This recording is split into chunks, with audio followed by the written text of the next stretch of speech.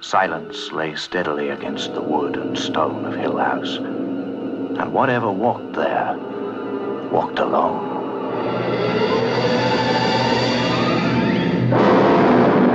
The Haunting of Hill House is a 1959 novel by Shirley Jackson, which was adapted largely intact by Robert Wise in the 1963 film The Haunting, and then again in 1999, which we're not going to talk about. It should come as a surprise then that despite sharing a name and a house with the source novel, Mike Flanagan's 2018 Netflix series The Haunting of Hill House is way different than any other iteration of this story. I'm going to get some more into those differences later, but what stood out to me most was that the show starts at the end of the book.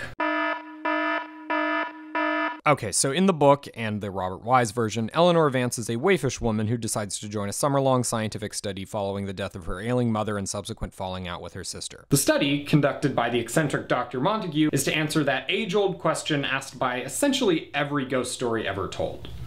Are ghosts real? Enter Hill House, an architecturally bizarre maze of looping halls and doors to nowhere a la the Winchester Mansion, complete with a rogues gallery of tragic backstories involving warring sisters, dead mothers, and other eerie parallels to Eleanor's actual life. The house takes an immediate liking to Eleanor, feeding off of her self-esteem issues and increasing isolation from both her real family and the surrogate one crafted between the other members of the experiment, and climaxing in Eleanor's decision to take her own life and join the ghostly members of the house. And we who walk here, walk alone. Cut to black, roll credits. In the show, Eleanor, or Nell for short, grew up in Hill House and has spent the vast majority of her adult life haunted by a ghost she believes to be that of her late mother, who died in the house when she was a child. After suffering an emotional breakdown brought on by the untimely passing of her husband and subsequent fallout with the rest of her family, hey, that sounds familiar, Nell travels back to Hill House to confront her demons, only to end up taking her own life and joining the ghostly members of the house, and that's just the pilot. Yeah. The climax of the book is the inciting incident of the TV show. The reason for this is largely practical. Letting Eleanor's death act as plot point number one and framing the series around the conflict between her family members creates a story engine much better suited for a 10-hour runtime. But it also allows writer-director Mike Flanagan to explore and even expand on the themes of Shirley Jackson's novel in ways that previous adaptations never could. See, even though pretty much every character in both the book and the movie seem to be asking that age-old question, are ghosts real? It's actually funny how uninterested both Jackson and Flanagan are in the answer. Instead, The Haunting of Hill House posits a much broader and complex question. What is a ghost? In the book, Hill House is very obviously haunted by something, but what that something is left to the reader's imagination. Is it the specter of Hugh Crane, the house's original builder, the ghost of his daughter, or her handmaiden, both of whom died in the house's walls? Is it the ghost of Eleanor's mother, calling out to her daughter from beyond the grave? Or is it the ghost of Eleanor herself, the physical embodiment of her own shame and loneliness? Is her own guilt the very presence driving her away from the human contact she so desperately needs? Steve, Nell's brother in the closest the Netflix show gets to a Dr. Montague character, outlines this question in episode 1. A ghost can be a lot of things. A memory, a daydream, a secret, grief, anger, guilt. But in my experience, most times they're just what we want to see. Unlike the book, however, the show is a bit more clear on what a ghost is, at least in the literal sense. For one, the ghosts themselves are a lot more tangible. Flanagan favors ghastly human apparitions to the rattling doors and invisible cold spots of Jackson's novel, and the mechanics of how Hill House's ghosts work is spelled out in clear terms. If you die in the house, you become a ghost. Simple as that. Except it's not as simple as that. This is a story which relies heavily on metaphor and analogy to generate both meaning and scares, so in a way the mechanics are entirely beside the point. Hey, can we play the clip from the pilot again? A ghost can be a lot of things. A memory, a daydream, a secret, grief, anger, guilt. But in my experience, most times they're just what we want to see. Sorry, Steve, what was that? But in my experience, most times they're just what we want to see. Interesting. Let's talk about Nell for a second. So remember how I said that Netflix Nell keeps getting visits from her dead mom? Well, in episode 5, we learn that the bent neck lady, as she calls it, is not her mom, but the ghost of Nell herself. This is in line with the death plus house equals ghost mechanics of the show, but also provides a chilling answer to Jackson's original question from the novel: what is a ghost? The truth is, Nell was her own ghost. Literally, yes, but also metaphorically. Both Eleanors were incapable of escaping their own loneliness, their own grief, doomed to build a cage of isolation out of fear of rejection, fear of themselves. The scariest part of the whole episode, possibly the whole show, is Eleanor appearing as a ghost to herself in every stage of life, slowly realizing that this is where she was always headed, Hill House or not. Most times, they're just what we want to see. So not only is Mike Flanagan uninterested in the question of are ghosts real, he also makes quick work of defining what they are as well. The question he really seems to be asking is, how do we escape our ghosts? He does this by making two more key changes to Jackson's novel, which I kind of hinted at earlier. First, by turning the surrogate family from the book into an actual family, and second, by having them grow up in the house as opposed to visiting there for an experiment. This allows for the show to explore another dimension to its characters largely absent from the source material: childhood trauma. Because nothing's scarier than getting almost poisoned by your own mom. What's wrong? Abigail! Just a moment and then there'll be no more pain. She's safe.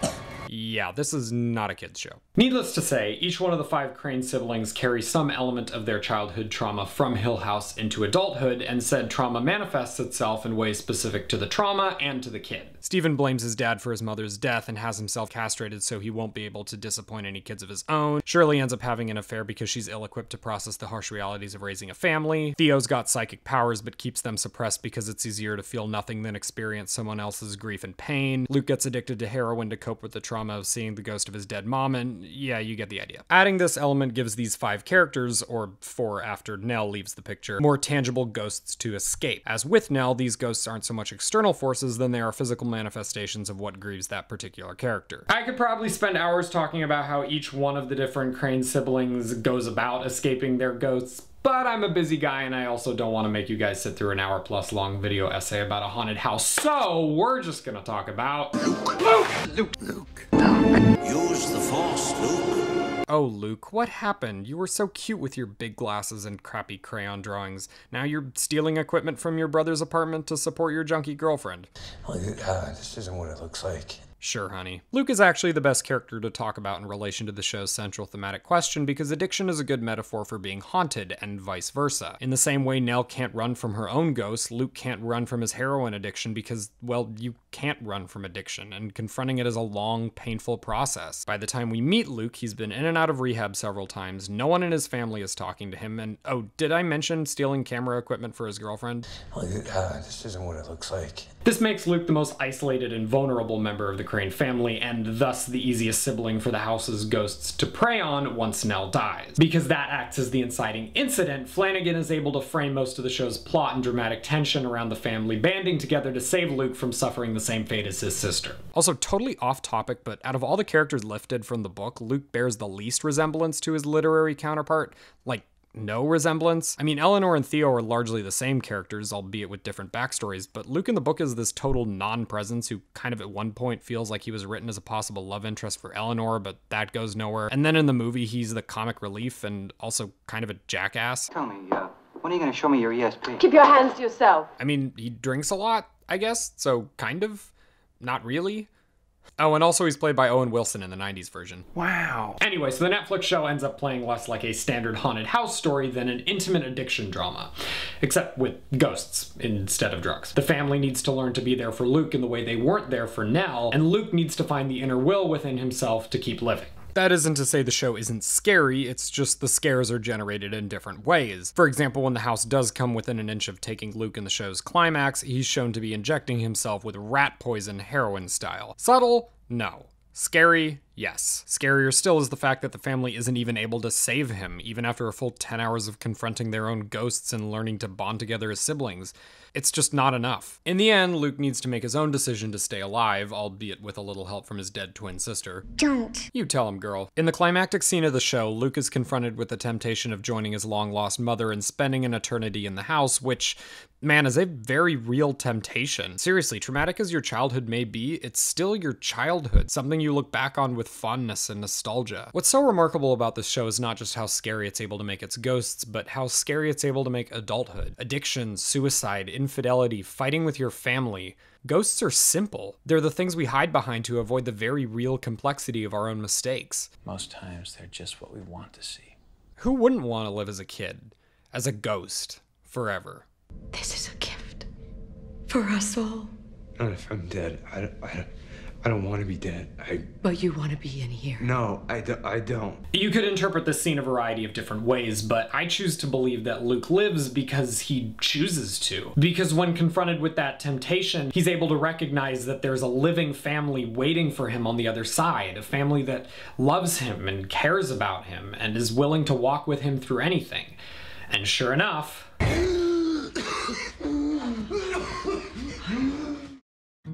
There's this great scene in the novel, which tragically didn't make it into the 1963 movie, where Eleanor asks to go home with Theo after the experiment is done. Keep in mind, Eleanor's got nowhere else to go, and Theo is more of a sister to her than her real sister has ever been. But they're not sisters. Eleanor can't go home with her, and I think it's that simple truth that drives her to stay in the house forever. When a home isn't a home anymore, you find new places to plant your roots, and I don't just mean that literally. Drugs, depression, loneliness all fill the void where family, love, and self-care are supposed to be. How do we escape our ghosts?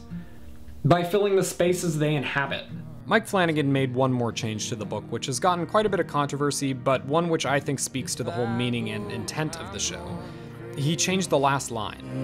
And those who walk there walk together.